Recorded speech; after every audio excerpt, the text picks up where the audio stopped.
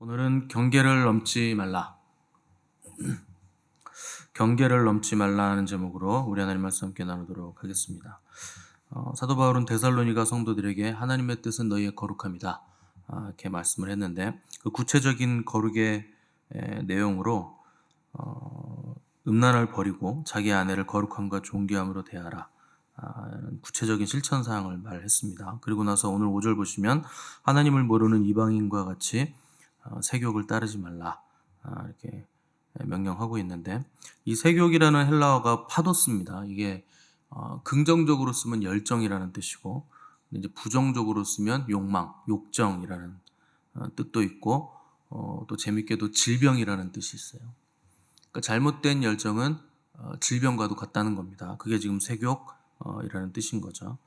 그래서 열정이 그 올바른 방향성을 가지면 그 열정은 그 열정의 나름의 순기능을 하는데, 그 잘못된 방향성을 가지면 그 질병이 된다는 거예요. 그 잘못된 방향성이라는 건 그 자기 쪽으로 끌어당기는 방향성을 말합니다. 그래서 그 주는 자가 복이 있는데 자꾸 내가 내 쪽으로 끌어들여서 내가 받으려고 하고 가지려고 하는 거. 그래서 잘못된 방향성이죠. 그래서 욕망이나 욕정이라는 것도 결국에는 자기가 이제 쾌락을 느끼려고 하는, 자기 쪽으로 끌어당기는 거기 때문에 그 방향성이 잘못되어 있다는 겁니다. 그래서 이게 이제 질병인데, 그래서 이 질병을 고치기 위해서 어떤 일들을 해야 되느냐? 고침 받으려면 주는 삶을 사셔야 돼요. 자꾸 내가 받으려고 하고, 내가 느끼려고 하고, 내가 취하려고 하는 삶에서 벗어나서 상대에게 주고, 상대에게 흘려보내고, 상대를 유익하게 하는 삶을 살아야 되는데, 뭐 어려운 거 할 필요 없습니다. 내가 줄 수 있는 것을 주면 되는 거예요. 그러면 그 질병이 고쳐지는 겁니다. 근데 우리는 늘 이제 생각하기를, 아유, 어떻게 줘요? 뭐 얼만큼 줘요? 다 줘요? 뭐 이렇게 어렵게 생각하는데, 그냥 줄 수 있는 거 주면 됩니다. 마귀는 항상 그 복잡하고 어렵게 우리에게 생각을 자꾸 이제 속삭이는데, 쉬운 거예요. 그래서 하나님이 오시면 특징이 있어요. 심플해집니다. 하나님이 오면 심플한데 마귀가 오면 복잡해지는 거예요. 그래서 그 뭐 신앙생활 하고 교회 생활 하는데 뭐가 자꾸 복잡해지고 머리가 아프고 그러면 마귀가 온 겁니다. 하나님이 오시면 굉장히 심플해져요. 아멘이 되고 맞습니다 이렇게 되고, 복잡할 게 하나도 없어지죠. 옛날에 제가 청년 때 그때는 이제 헌금 바구니를 돌리던 때였는데, 그날 제가 그 헌금을 미리 준비를 못했어요. 그래서 지갑을 이렇게 잽싸게 열어서 헌금을 준비하려고 봤는데 5만 원짜리, 만 원짜리, 5천 원짜리, 1,000원짜리 주르륵 있는 거예요. 그때 제가 EBS 음악 감독할 때여가지고 나름 돈을 제가 많이 쓸 때인데, 그 0.1초간 손이 잠깐 고민하더라고요. 이 중에 뭘 낼까? 그래서 제가 열이 받아가지고 다 집어서 다 내버렸어요. 너무 괘씸한 거예요, 제가.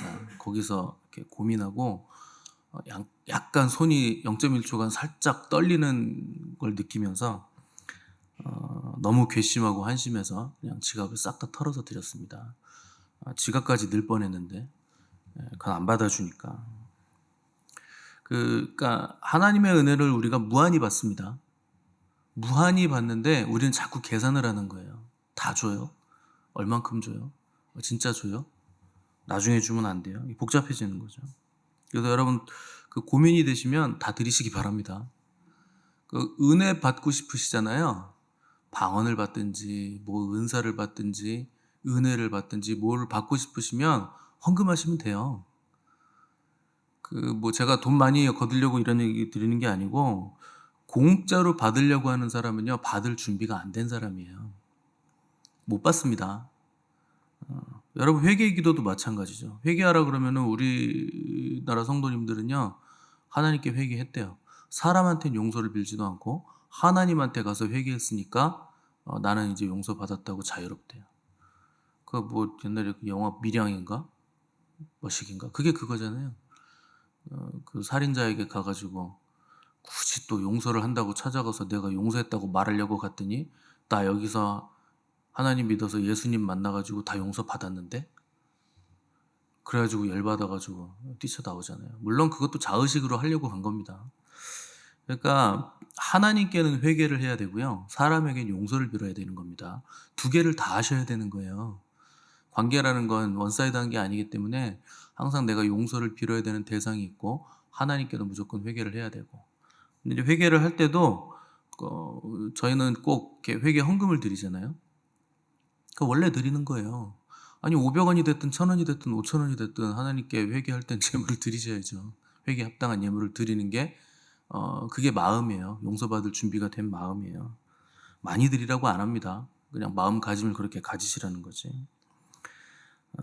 그래서 하나님께 뭘 받으시려면 드리는 걸 연습을 많이 하셔야 되고, 많이 드리라는 거 아닙니다. 드릴 수 있는 걸 드리면 되는 거예요.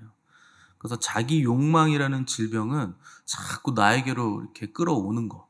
이게 질병의 시작이기 때문에 자꾸 흘려보내는 연습을 하셔야 되고, 드리는 연습을 하셔야 되고, 버리는 연습을 하셔야 되는 거예요. 사람의 육신은 흙으로 만들어졌기 때문에 육신이 가지고 싶은 욕망의 상태도 항상 흙입니다. 흙을 계속 끌어안고 싶은 거예요. 그래서 진흙을 자꾸 이겨가지고 나한테 붙이고 싶은 거예요. 흙이기 때문에. 근데 흙은 결국 흙으로 돌아가요. 영원할 수가 없어요. 그래서 하늘나라는 영이기 때문에 영의 실체로 존재하고 그걸 소망하면 우리의 영이 점점 더 그 영체가 확실하게 명확해지게 되죠. 근데 사람은 흙의 속성과 영의 속성을 다 가지고 있어요. 하나님은 흙으로 지어서 하나님의 생기를 불어 넣으시고 하나님의 형상대로 지었기 때문에 사람 안에서는 늘 두 가지가 싸워요. 흙의 속성과 영의 속성 두 가지가 늘 싸웁니다.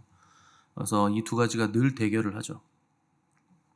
그래서 세상의 말을 많이 들으면 흙의 속성이 강해지고 하나님 말씀을 많이 들으시면 영의 속성이 강해지는 겁니다. 심플한 거예요. 사람은 그릇이기 때문에 내가 어떤 영을 담느냐로 그 사람의 인생 결정됩니다. 사람의 말 많이 들으면 사람의 영이 담기는 것이고 세상 말 많이 들으면 세상 가치관 많이 들으면 마귀 영이 담기는 거고 하나님 말씀 많이 들으면 하나님의 영이 담기는 거예요. 그래서 무엇을 들을 것인가 하는 건 내가 선택하는 거죠. 그래서 내가 귀를 어디에 열고 있는가, 내가 눈을 어디를 보고 있는가, 이걸로 여러분들의 인생 결정됩니다. 그래서 뇌보다 더 빨리 받아들이는 게 눈이라 그랬죠. 그래서 눈으로 보면 곧바로 뇌는 그냥 이걸 찍어냅니다. 여러 이미지가 우뇌가 강하신 분들은 뭔 얘기만 하면 이미지를 찍잖아요, 벌써. 코끼리 그럼 벌써 코끼리 찍고 있잖아요, 뇌가. 그러니까 여러분 뭘 듣느냐가 굉장히 중요하고 뭘 보느냐가 굉장히 중요한 거죠. 그래서 광고라는 걸 잘 보시면 기업들이 자기가 만든 제품을 사라고 사람들에게 무의식적으로 계속 집어넣습니다. 말을 집어넣어요. 이미지를 집어넣고 말을 집어넣고 그래서 자기들을 위해서 다 소비하게 만들고 끌려다니게 만드는 거죠. 정치든 산업이든 미디어든 스포츠든 전부 다 그 원리로 하는 거예요. 요새 월드컵 하고 있는 모양이죠. 뭐 월드컵도 마찬가지죠. 월드컵 개막식 하는 거 보면 전부 다 사탄 숭배합니다. 올림픽은 뭐 이렇게 전 세계적인 평화의 제전인가요? 원래 올림픽도 헤라 여신인가? 거기서 여신 숭배 사상에서 여자 사제들이 하늘하늘거리는 옷 입고 이렇게 불 받아오잖아요. 그게 성화예요. 거룩한 불. 성화 봉송하잖아요. 그게 여신에게 불을 받아가지고 그 불을 받아서 우리가 크게 성화 크게 이제 거기다 집혀가지고 그 신을 섬기면서 제전을 하는 겁니다. 올림픽 기간 내내. 여러분 그거 좋다고 입 벌리고 보시죠? 그게 우상숭배예요. 그래서 그런 거 안 보는데. 스포츠도 마찬가지예요. 스포츠라는 건 일단 기본적으로 우상부터 시작한 거고 스포츠의 원리를 잘 보시면 상대의 슬픔이 내 기쁨이죠. 누가 지잖아요. 그래 우리 편이 이기잖아요. 이게 욕망입니다. 내가 잘 되려는 욕망인데 나만 잘 되면 괜찮아요. 근데 반드시 내가 잘 되려면 땅은 다 그렇게 돼 있어요. 하나가 올라가면 하나는 내려가게 돼 있고 전부 다 제로로 수렴하기 때문에 다 균형이 맞게 돼 있습니다. 누가 잘 되면 누군가는 안 되게 돼 있어요. 그게 스포츠예요. 그래서 욕망 자체, 내가 잘 되려는 욕망을 가지고 잘 되려고 막 애를 쓰는데 나는 실력이 없어서 내가 잘 되는 건 잘 안 돼. 그럼 어디로 가느냐? 남이 못 되는 걸로 나의 잘됨으로 바꾸는 거예요. 저 사람이 잘 안 되는 걸 보면서 통쾌한 거죠. 마치 내가 잘 된 것 같은 느낌을 갖는 거예요. 여러분, 그게 마귀가 주는 겁니다. 남이 못 되는 걸 통해서 내가 잘 되는 느낌을 받는 거. 그게 마귀예요. 그래서 사람들은 자꾸 내가 잘 되고 높아지려고 애를 쓰는데, 여러분 잘 되려고 하지 마시고 하나님과 함께 하시려고 해야 돼요. 내가 스스로 잘 되려고 하면 마귀 됩니다. 하나님이 나와 함께 하시면 그냥 잘 되게 돼 있어요. 거기에 목적을 두셔야지, 하나님을 통해서 내 인생이 잘 돼야 되는데 이러고 있으면 그렇게 될 수가 없습니다. 내가 누구보다 지혜롭고 똑똑해서 누구보다 잘 되면 좋을 것 같겠지만 사람들한테 미움받아요. 여러분 혼자 똑똑하고 혼자 높이 올라가면 미움받습니다. 그 옆에 미움받지 않는 것처럼 붙어있는 사람도 나를 이용해서 뭘 뺏어 먹으려고 있는 거지, 그 사람이 진짜 나를 축하해주고 좋아하고 이런 사람 별로 없어요. 사람은 악하기 때문에 그냥 나를 통해서 얻어먹으려고 그러는 거예요. 나눠 가지려고 그러는 거고. 그래서 내가 잘 되고 높아지기를 원하는 것보다 하나님께서 오셔서 하나님이 나를 통해서 나눠주시고 하나님이 나를 통해서 붙잡아 주시기를 간구하셔야 돼요. 그래서 높아지려고 하지 마시고 낮아진 데 거하시면 하나님이 오세요. 낮은 곳에 가면 주님이 오세요. 그래서 6절 보시면 그 음란에 대해서 얘기를 하면서 이 일의 분수를 넘어서 형제를 해하지 말라, 이런 말씀을 했는데, 여기 분수라는 게 한계를 넘어가다라는 뜻입니다. 그러니까 욕망이 하는 일이 뭐냐? 하나님이 정하신 경계와 한계를 넘어가는 거예요. 이게 욕망입니다. 정해진 경계가 있어요. 누가 정하셨느냐? 하나님이 정하신 거죠. 그래서 이 경계를 넘어가는 사람들이 요새 많죠. 남자가 여자가 되기도 하고 여자가 남자가 되기도 하는 거죠. 수술까지 해가지고 아예 성을 바꿔버리는데, 이게 전부 다 하나님이 정하신 경계를 넘어가는 거예요. 그 육지와 바다의 경계를 정하신 분은 하나님이십니다. 그러니까 바닷물은 하나님이 정하신 경계를 못 넘어와요. 근데 가끔 그 해일이 일어나면 넘어오죠. 그 경계를 넘어가면 그런 일이 생기는 거예요. 전부 다 그냥 쓸려가는 거예요, 해일이. 그 하나님 정하신 선을 넘어가면 안 되는 거죠. 그래서 내가 정한 선이 하나님이 정하신 선을 넘어 내가 정한 선으로 넘어가면 내 인생이 열릴 것 같지만 그렇게 해서 인생이 열리지 않습니다. 인생이 열리는 방법은 회개할 때 열리는 거예요. 회개하지 않으면 절대 인생이 열리지 않습니다. 반드시 회개하셔야 돼요. 내 욕망과 소원을 내려놓고 하나님 뜻을 구할 때 열리는 거예요. 그래서 성도가 교회에서 무엇보다 열심히 해야 될 일은 말씀과 기도를 통해 거룩해지는 일이고 또 회개해야 되는 거예요. 회개해야 거룩해집니다. 회개 없이는 절대 거룩해지지 않아요.